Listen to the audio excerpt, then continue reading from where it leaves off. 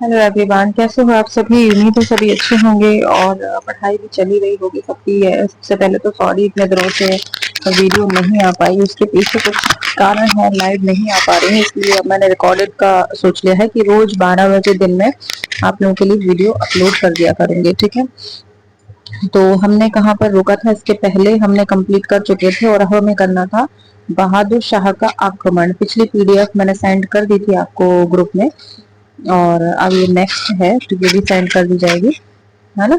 तो चलिए स्टार्ट करते हैं। देखिए, 28 मार्च 1531 को बहादुर शाह ने मालवा पर आक्रमण किया, ने हमला किया और महमूद को गिरफ्तार कर उसे चंपानेर के किले में भेज दिया था। ठीक है, इस प्रकार मालवा की स्वतंत्र सल्तनत का अंत हो गया था। भीलसा से रायसेन तक उस समय राजपूत राजा सिलहदी का शासन था। बाबर द्वारा चंदेरी की विजय और मेदिनी राय की मृत्यु के बाद राजा सिलहदी शासक रहा। मालवा में सबसे शक्तिशाली राजपूत शासक रहा। कौन? बहादुर शाह, है ना। मालवा का सबसे शक्तिशाली राजपूत शासक रहा था।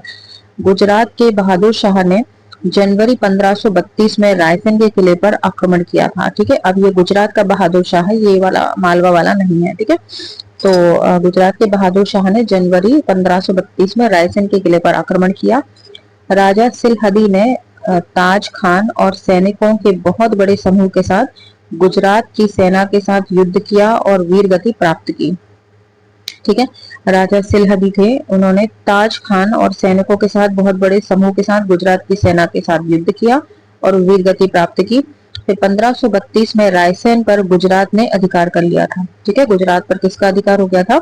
ये सॉरी, रायसेन पर किसका अधिकार हो गया था? गुजरात ने आक्रमण अधिकार कर लिया था। इसके बाद आता है मुगल आक्रमण। ठीक है, मुगल आक्रमण देखेंगे तो हुमायूं द्वारा मालवा पर मुगल आक्रमण का कारण।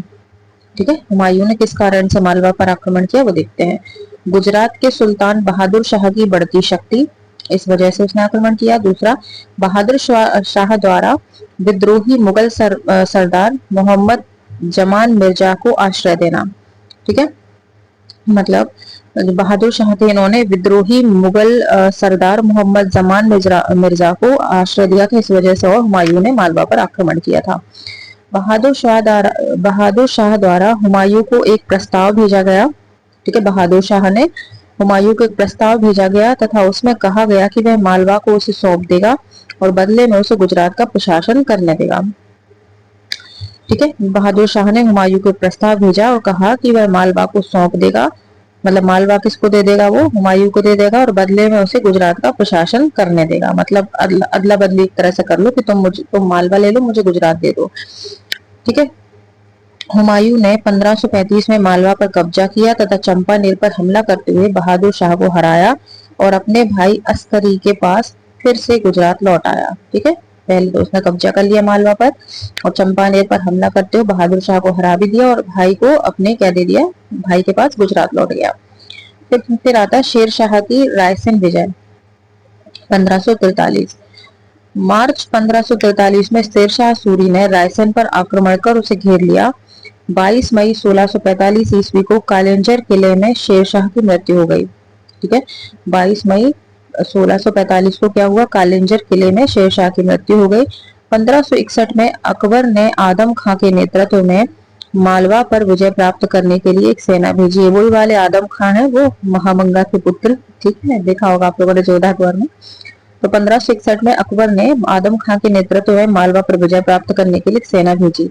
आदम खां ने मालवा और सरहानपुर में घोर अत्याचार किए और रानी रूपमती ने इन अत्याचारों से अपनी रक्षा के लिए विष खा लिया था। ठीक है, इसके बाद आता है मालवा का स्थाप्य।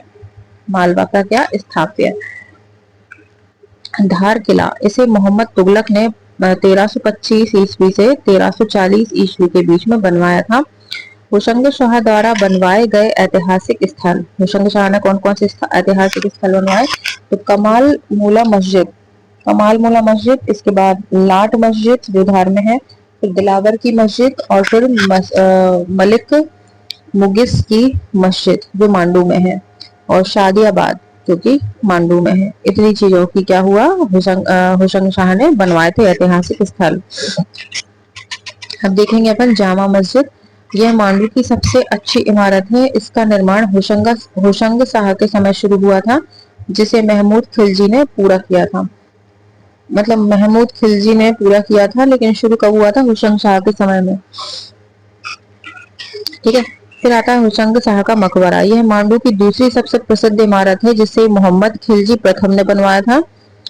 और उस समय का भारत का पहला मकबरा था। मतलब उस समय भारत का पहला मकबरा था जो पूरी तरह से सफेद संगमरमर का बना हुआ था। ठीक है। मतलब होशंग शाह का मकबरा पहला ऐसी इमारत थी जो कि सफेद संगमरमर से बनी हुई थी। इसके बाद है अशरफी महल। यह महल कई इमारतों का समूह है जो होशंग शाह के शासनकाल से महमूद खिलजी के समय तक बनाए गए थे। मतलब शुरू हुआ था होशंग शाह के शासनकाल में और महमूद खिलजी के समय तक बनाए गए थे। इसके बाद हिंडोला महल, दरबार हॉल और जहाज महल, ये आवासीय महल थे। इनका निर्माण होशंग शाह के समय में शुरू हुआ था।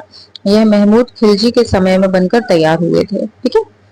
इसके बाद है बाज बहादुर और रूपमती का महल। इस इमारत का निर्माण 16वीं शताब्दी में सुल्तान बाज बहादुर ने करवाया था।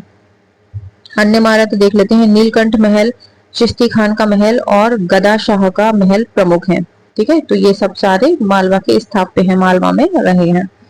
ठीक है। इसके बाद अपन देखते हैं मध्य प्रदेश में फारूकी राजवंश, जो कब से कब तक चला? 1398 से 1601 के बीच में। ओके। परिचय देख लेते हैं। 15वीं और 16वीं शताब्दी में खान देश के फारूकी सुल्तानों ने मध्य प्रदेश के पश्चिमी भाग बुरहानपुर के क्षेत्र पर शासन किया। ठीक है। क्या हुआ था? 15वीं और 16वीं शताब्दी में खान देश के फारूकी सुल्तान जो थे, उन्होंने मध्य प्रदेश के पश्चिमी भाग बुरहानपुर के क्षेत्र पर शासन किया। यहाँ स्थित असीरगढ़ के किले को दक्कन का प्रवेश द्वार कहा जाता है। इंपॉर्टेंट क्वेश्चन है। दक्कन का प्रवेश द्वार पूछा जाता है, किसको कहते हैं? तो असीरगढ़ के किले को। ठीक है।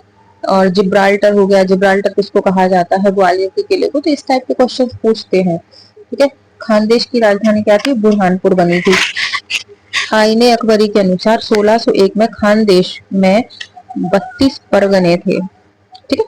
इसके बाद देखते हैं फारूकी सल्तनत का उदय। फारूकी सल्तनत का उदय कैसे हुआ? तो मलिक अहमद रजा दिल्ली के सुल्तान फिरोज तुगलक के समय थालनेर और करोदा के सूबेदार थे। तैमूर के किले के साथ 1398 में मलिक अहमद रजा ने खुद को दिल्ली सल्तनत से स्वतंत्र घोषित कर दिया था। मलिक नसीर उसका उत्तराधिकारी बना। 1399 में मलिक ने आसा अहीर को धोखा देकर असीरगढ़ का किला बनवाया। ठीक है। क्या हुआ था? 1399 में मलिक ने आसा अहीर को धोखा देकर असीरगढ़ का किला बनवाया था। मलिक नासिर की सफलता के बाद उनके गुरु शेख जैनुद्दीन बुरहानपुर आए। ठीक है। जब मलिक नसीर की सफल हुए तो उनके गुरु क्या थे? शेख जैनुद्दीन बुरहानपुर आए और 1407 में जैनाबाद शहर को शेख जैनुद्दीन की याद में ताप्ती नदी के तट पर स्थापित किया गया था। कौन से शहर को? जैनाबाद शहर को शेख जैनुद्दीन की याद में ताप्ती नदी के किनारे स्थापित किया गया था। और बुरहानपुर का नाम नदी के दूसरे किनारे पर दौलताबाद के संत बुरहानुद्दीन के नाम पर रखा गया था। ठीक है। दौलताबाद के जो संत थे बुरहानुद्दीन, उनके नाम पर बुरहानपुर का नाम रखा गया था। ठीक है। अब देखेंगे अपन मुगलों के अधीन 1591 में अकबर ने खानदेश, अहमदनगर, बीजापुर और गोलकुंडा राज्यों को मुगल अधीनता स्वीकार करने के लिए एक संदेश भिजवाया। फैजी को खानदेश भेजा गया। बीजापुर, गोलकुंडा और अहमदनगर के ने अधीनता स्वीकार करने से इनकार कर दिया। किसने? बीजापुर, गोलकुंडा और अहमदनगर ने अधीनता स्वीकार करने से इनकार कर दिया। इससे क्रोधित होकर अकबर ने शहजादा मुराद को दक्कन अभियान में भेजा। राजा आदिल खान अकबर के प्रति वफादार थे, इसलिए उन्हें बहमनी राजाओं के खिलाफ युद्ध छेड़ना पड़ा। ठीक है। इसके बाद अपन देखेंगे, यहाँ ऊपर आ जाते हैं। मीरन आदिल खान कौन थे? अब देखते हैं। इस समय बुरहानपुर सोने और चांदी के तार से बनी महीन वस्तुओं का निर्माण और व्यापार करता था। ठीक है, सोने और चांदी के तार से बनी महीन वस्तुओं के निर्माण और व्यापार करता था। इस प्रकार बुरहानपुर व्यवसाय का एक प्रमुख केंद्र था, महत्वपूर्ण केंद्र था। उसके दरबार में कुतुब मौलाना शाह बुखारी, कुतुब मौलाना उल मारिफ, सैयद कमालुद्दीन, सैयद जलालुद्दीन जैसे विद्वान थे। 1561 में जब मुगल सेना ने आदम खान की कमान में मालवा के सुल्तान बाज बहादुर को हराया, तब वह बुरहानपुर के दरबार में गया और शरण ली। ठीक है, हाँ, बहादुर शाह को जब हराया था तो उसने क्या करा था, बुरहानपुर के दरबार में शरण ली थी। इसका पीछा करते हुए इसका पीछा करते हुए मुगल सेनापति मोहम्मद शेरवान ने असीरगढ़ पर हमला कर दिया और बुरहानपुर को बर्बाद कर दिया था। ठीक है, इसने मुगल सेनापति मोहम्मद शेरवान ने असीरगढ़ पर हमला किया और बुरहानपुर को बर्बाद कर दिया। 1564 में अकबर अपने विद्रोही अमीर अब्दुल्ला खान ने के विद्रोह को दबाने के लिए मालवा आया और खानदेश के पास बीजागढ़, जो खरगोन के पास है, पर अधिकार कर लिया।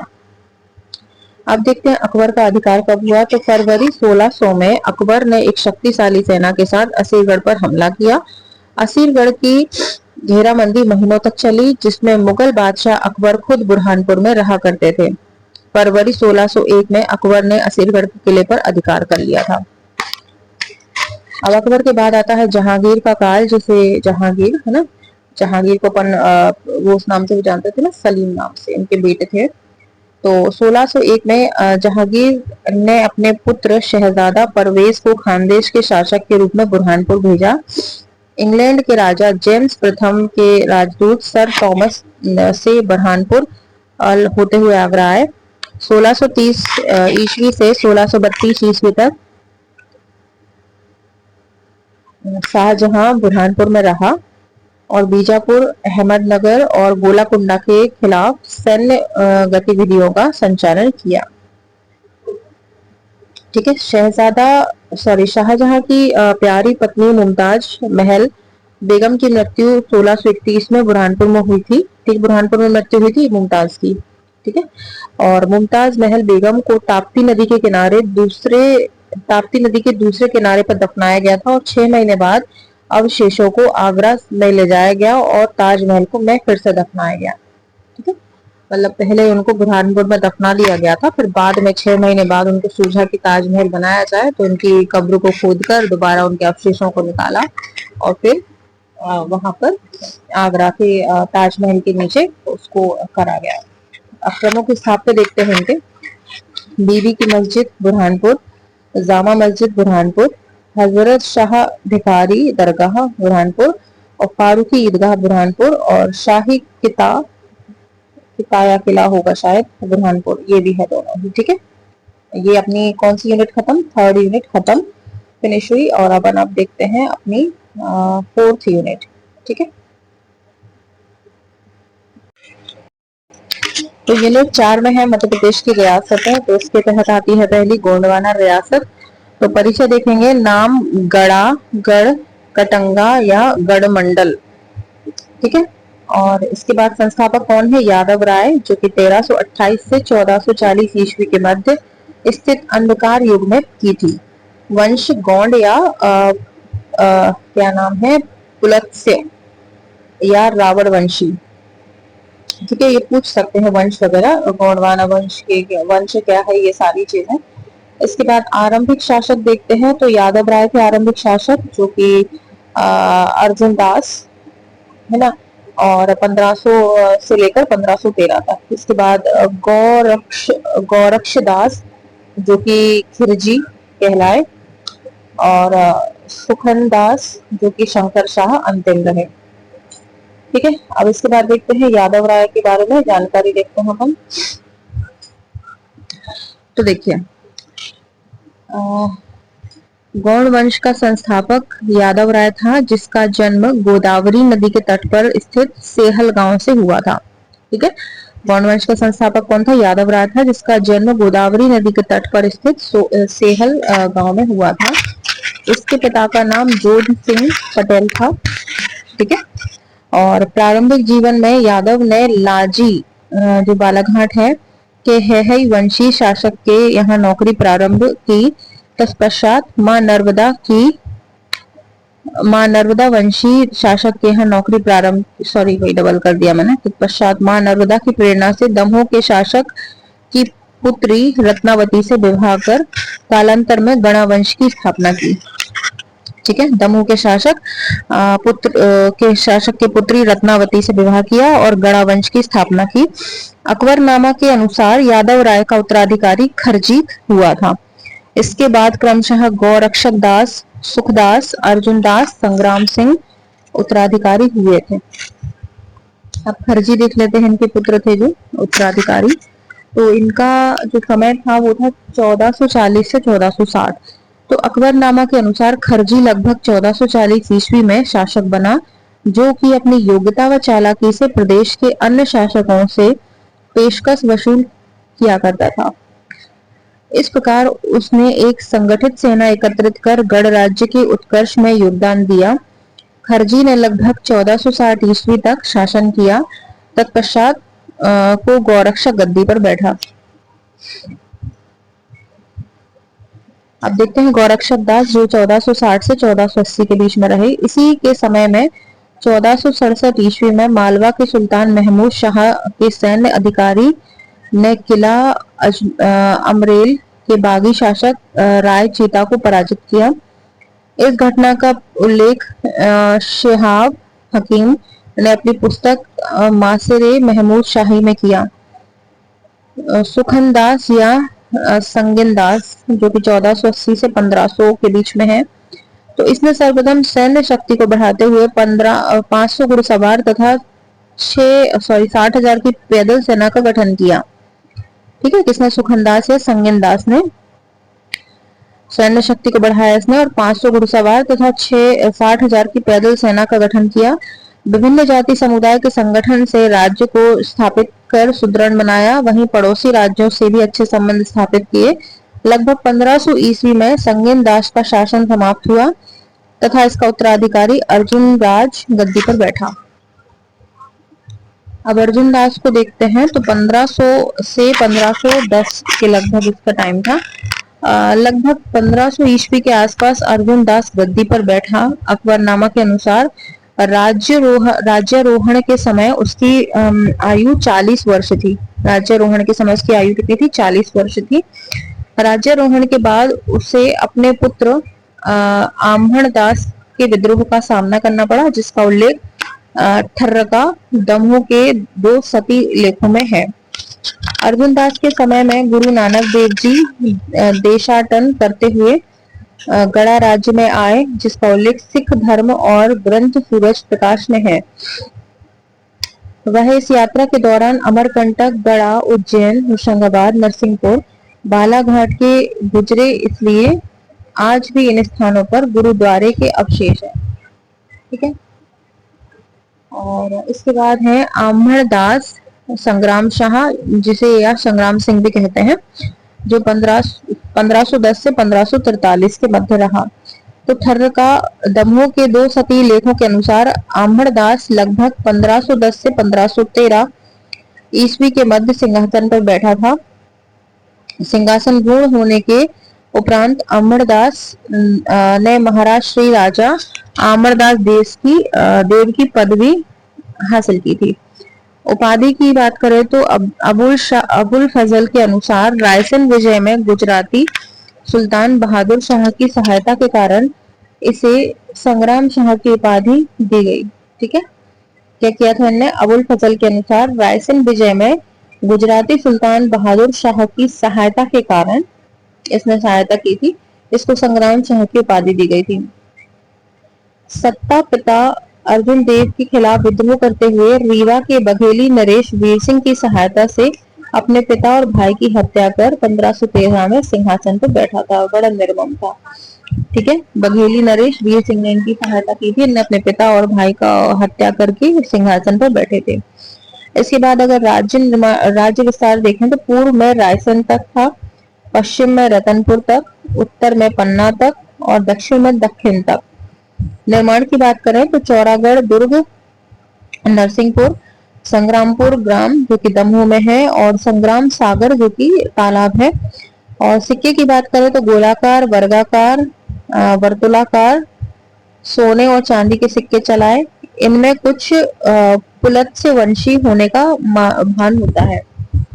साहित्य की बात करें तो इसने रस रत्न माला नामक एक संस्कृत ग्रंथ की रचना की थी।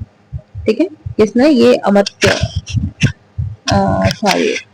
अब देखते हैं दलपत शाह, अमरदास बोल रहे दलपत शाह। तो शासन इसका था 1543 से 1550। तो राजधानी परिवर्तन गढ़ा की जगह इनने सिंगौरगढ़ कर लिया। हम विवाह देखें तो 1542 में महोबा के चंदेल राजा कीरत राय की पुत्री दुर्गावती से हुआ था दलपत शाह का। मृत्यु 1550 में। इनकी मृत्यु के दौरान पुत्र वीर नारायण की आयु मात्र 5 वर्ष की थी। तब पत्नी दुर्गावती ने सूत्र संचालन की भूमिका अदा की थी। मतलब पुत्र अब छोटा है तो ये शासन संभाल रही थी। अब देखते हैं रानी दुर्गावती वीर नारायण। वीर नारायण इसलिए लिखा, उनका पुत्र का नाम था वीर नारायण, उनकी बिहाफ पे ये शासन कर रही थी ना। तो 1550 से 1564 तक शासन ये था इनका। अब संरक्षिका किसकी थी, ये वीर नारायण की। राजधानी परिवर्तन कर सिंगौरगढ़ की जगह चौरागढ़ कर दिया गया। अब देखेंगे जन्म क्या था। 5 अक्टूबर 1524 को कालिंजर के राजा पृथ्वी सिंह चंदेल के यहाँ हुआ। उनका राज्य गढ़मंडला था। मुगलों से संघर्ष। रानी दुर्गावती के राज्य पर मालवा के मुसलमान शासक बाज बहादुर ने कई बार हमला किया, पर हर बार वह पराजित हुआ। मुगल शासक अकबर भी राज्य को जीतकर रानी को अपने हरम में डालना चाहता था। आसफ खान अब्दुल मजीद, इसे अकबर ने कड़ा मानिकपुर का शासक बना दिया, जो रानी के राज्य में उत्तर पूर्व में था। कारण क्या था, एक और गौड़ स्वतंत्र राज्य था, एक और गौड़ राज्य स्वतंत्र था और दूसरी इसकी कमान एक महिला शासक संभाल रही थी। मुगलों ने इसी स्थिति का फायदा उठाना चाहा। ठीक है, अब दमोह विजय। आसफ खान ने सर्वप्रथम दमोह पर अधिकार किया। इस समय रानी पास में ही सिंगौरगढ़ के किले में थी, परंतु अपनी सामाजिक स्थिति को देखते हुए मंत्रियों और अधिकारियों की सलाह पर नरही नामक स्थान पर शरण ली। अब देखते हैं नरही विजय। शाही सेना रानी को पीछा करते हुए नरही पहुंची। तब दुर्गावती अपने हाथी सरमन पर सवार होकर मैदान में मुगलों से लोहा लेने पहुंची। युद्ध के दौरान कनपटी पर तीर लगने से वह मूर्छित हो गई और होश में आने के बाद अपनी हार सुनिश्चित देख स्वयं कतार से आघात कर वीरगति को प्राप्त हुई। चौरागढ़ विजय देखें तो ज्ञात हो कि नरही में लड़ाई के दौरान घायल हो जाने से वीर नारायण ने चौरागढ़ में शरण ली थी। एक संक्षिप्त युद्ध के उपरांत वीर नारायण 20 वर्ष की आयु में वीर गति को प्राप्त हो गया था। ठीक है, रानी के इतिहास के स्रोत आइले अकबरी में है। इसमें अबुल फजल लिखते हैं कि गोंडवाना अत्यधिक समृद्धशाली था। जनता हाथियों और स्वर्ण मुद्रा में लगान चुकाती थी। अकबरनामा, इसमें रानी के सौंदर्य और आकर्षण का वर्णन है। समाधि का है बरेला, जो ग्राम जबलपुर में है। अनावरण 1964 में पंडित द्वारिका प्रसाद मिश्र द्वारा अनावरण किया गया।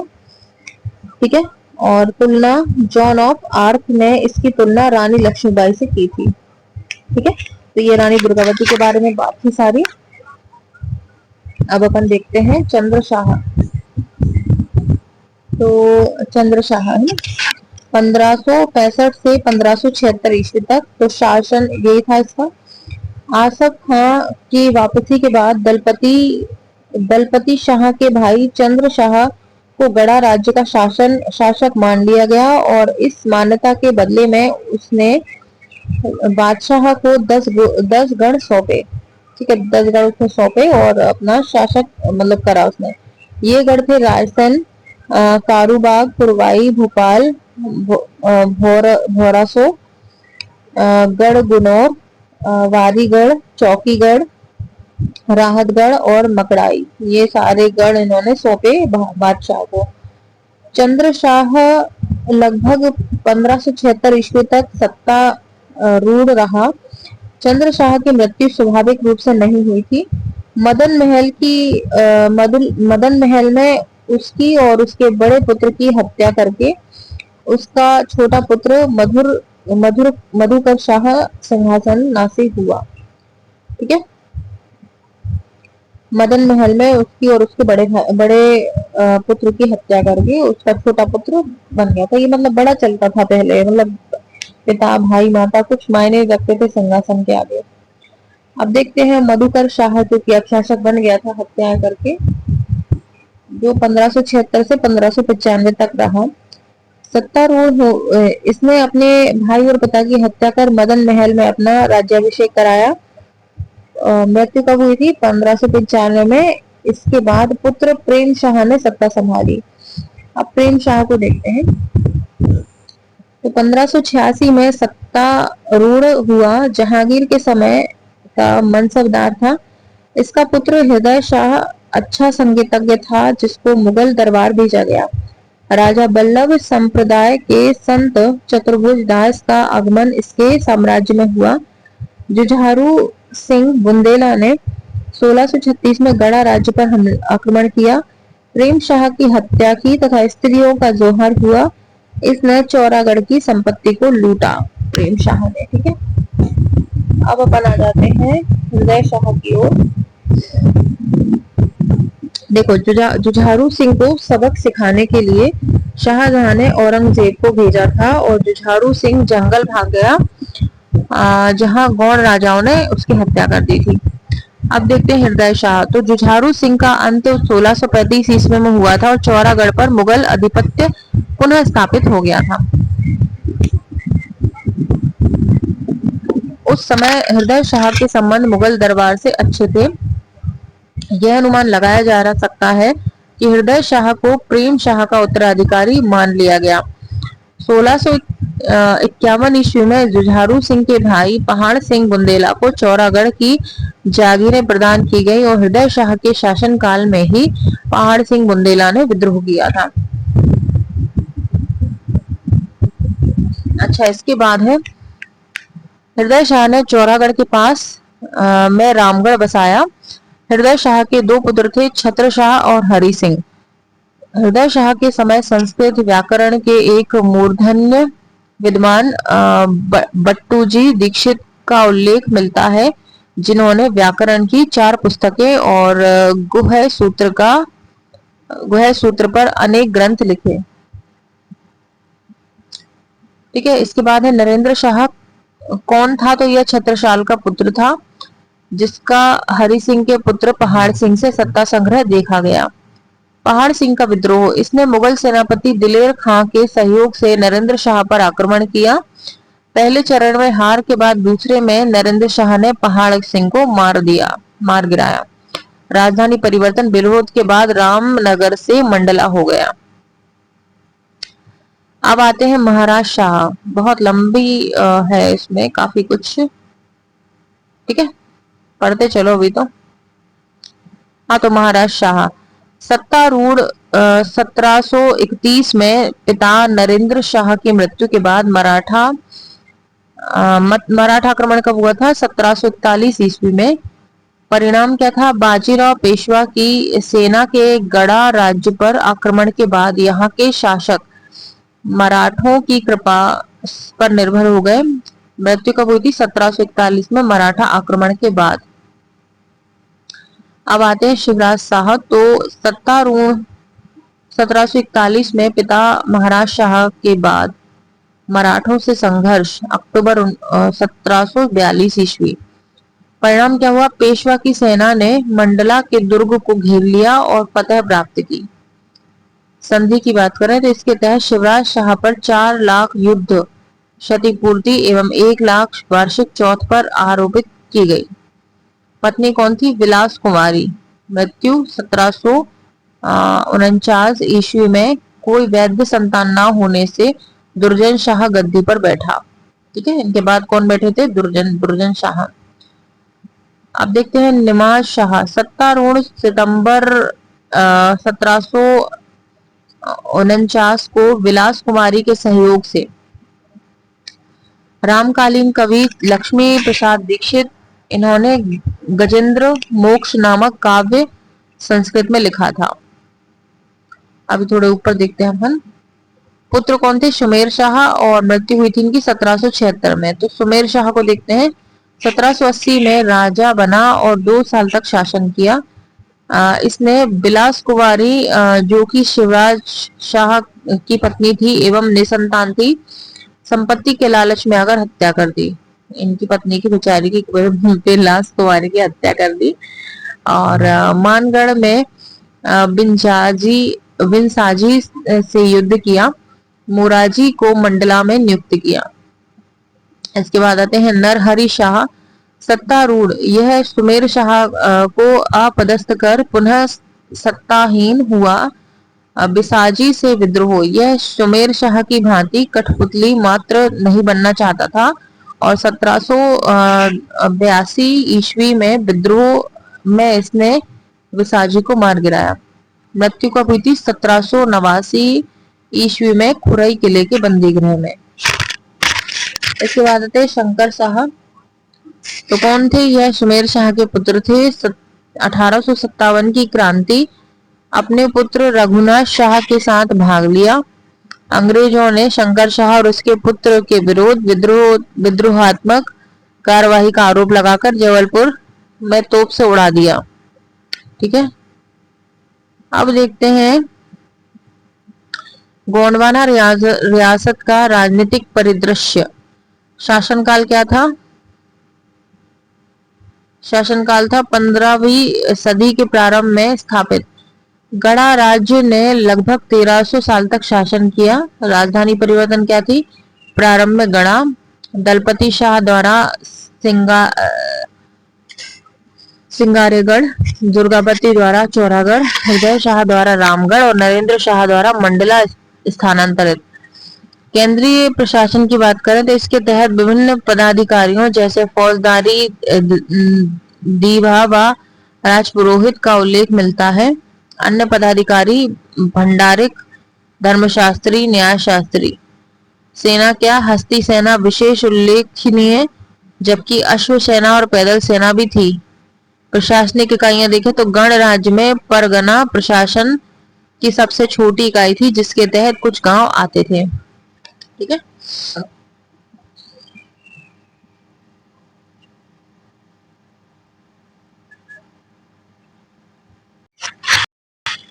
फिर आते हैं महाराज शाह, पढ़ लिया सॉरी। इसके बाद देखते हैं गोंडवाना रियासत का आर्थिक परिदृश्य। सिक्के। सम्राट शाह संग्राम शाह के सोने, चांदी व तांबे के सिक्के जिनकी ढलाई देवगढ़ की टकसाल में हुई थी प्रारंभ हुए। अभिलेख देखें, इनसे स्पष्ट होता है कि यहाँ के किसान मोहर और हाथी के रूप में लगान चुकाते थे। कृषि उत्पादन की बात करें तो यहाँ के किसान काफी मात्रा में अनाज उपजाते थे, जिससे न केवल वह लगान चुकाते थे बल्कि अधिशेष अनाज को गुजरात और दक्कन के राज्यों में बेचा करते थे। अब गोंडवाना राज्य का स्थापत्य परिदृश्य देखते हैं। दुर्ग किला। तो गढ़ा दुर्ग मदन महल स्थित दुर्ग मदन शाह द्वारा 1116 में बनाया गया। सिंगौरगढ़ दुर्ग जो है दलपत शाह द्वारा बनाया गया। चौरागढ़ दुर्ग दुर्गावती द्वारा बनाया गया और रामगढ़ दुर्ग हृदय शाह द्वारा बनाया गया। मठ तथा मंदिर की बात करें तो बाजना मठ गढ़ा संग्राम शाह ने 1520 में बैटुक भैरव को का मठ बनवाया। बाजना मठ एक तांत्रिक मंदिर है, बाजना मठ। ठीक है, और पचमढ़ा मंदिर जबलपुर नगर से 5 किलोमीटर दूर आमनपुर मदन महल गढ़ा मार्ग पर स्थित है। तो ये वैसे बाजना मठ जो है शायद मुझे इम्पोर्टेंट लग रहा है कि ये शायद से मैंने कभी देखा है कहीं एग्जाम में। ठीक है, अब तालाब और बावड़ियां देखते हैं तो संग्राम सागर गौंड नरेश संग्राम शाह द्वारा निर्मित एक विशाल तालाब है। तालाब तीनों ओर से पहाड़ियों से घिरा हुआ है। इसके एक और बाजना मठ मंदिर बना हुआ है। अन्य तालाब देखें तो रानी ताल, चेरी ताल, देवताल, आधार ताल, गंगा सागर। चौरागढ़ स्थित बावड़ी, यह चौरागढ़ किले के थी जो अब टूट चुकी है। अन्य बावड़ियां हैं रामनगर स्थित बावड़ी, छोटा टोला स्थित बावड़ी। अब यहाँ पे एक बात दी है कि संग्राम शाह ने सिंगौरगढ़ किले के निकट दमोह जिले में अवस्थित संग्रामपुर गांव बसाया था। अब गोंडवाना रियासत का सांस्कृतिक परिदृश्य और देख लेते हैं अपन।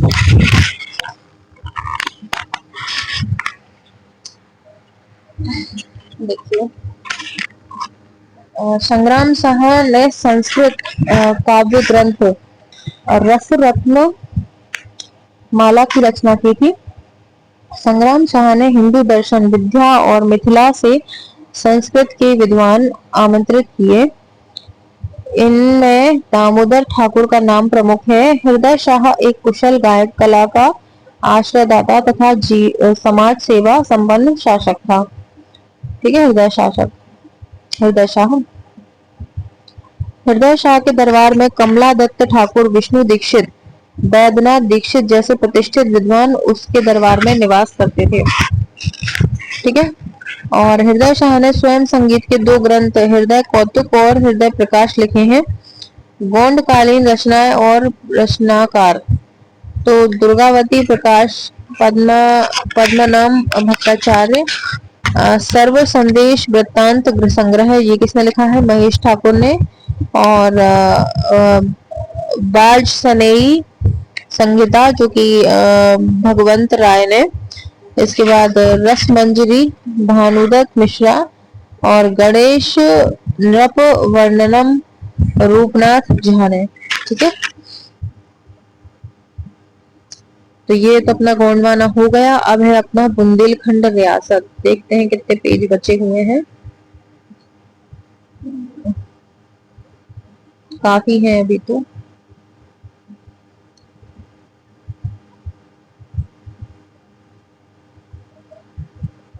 ऐसा करते हैं, बाकी का कल पढ़ लेते हैं, आज इतना ही रहने देते हैं। ठीक है, 36 मिनट की। कल से कोशिश करूंगी इसको और अगला कवर कर लूं। कल अपन पढ़ेंगे, ये कौन सा है? ये बुंदेलखंड है, और कल शायद बघेलखंड पढ़ने को है, तो ये दोनों ही अपन एक साथ कर लेते हैं। ठीक है, तो आज इतना ही रहने देते हैं, कल फिर अगले टॉपिक को पढ़ेंगे। Thank you, bye bye. और वीडियो लाइक शेयर सब्सक्राइब जरूर कर लें। Okay, bye bye.